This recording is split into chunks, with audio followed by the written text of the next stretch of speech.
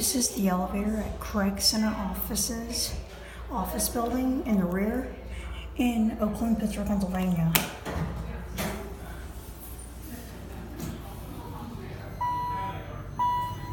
This is an 80s Dover commercial impulse elevator. Go down the garage too, without the contacts.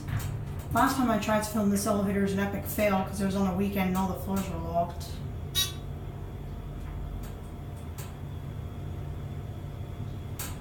Here's your garage 2.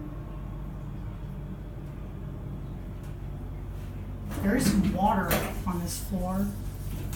Go up to 3. Bell did not ring, that's weird. Here we go up.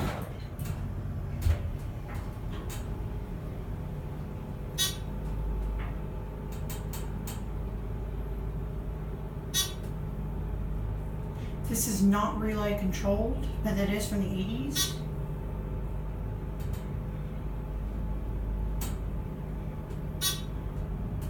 Here are 3.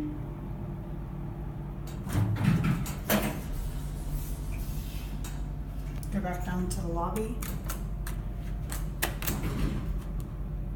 I think this is some sort of CMU office.